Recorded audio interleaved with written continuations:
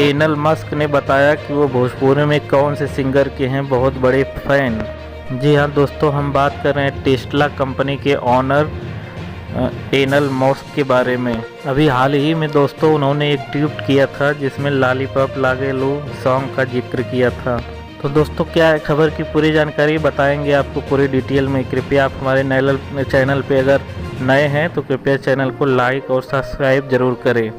दोस्तों हम बात कर रहे हैं एनल मस्क के, जो टेस्ला कंपनी के ऑनर है और जो पूरे विश्व में पैसे के मामले में टॉप 10 में आते हैं। जी हाँ दोस्तों, एक कॉन्फ्रेंस में जब उनसे पूछा गया कि आप इंडिया में किसके गाने सुनना ज़्यादा पसंद करते हैं, तो दोस्तों उन्होंने एक सिंगर का नाम लिया। जी हाँ दोस्तों, हम बात कर रहे हैं पावर स्टार पवन सिंह का।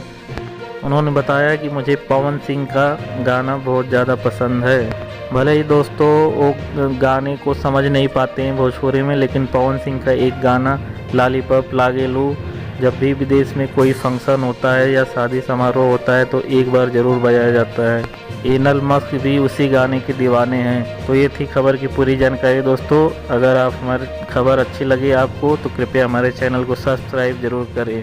धन्यवाद दोस्तों।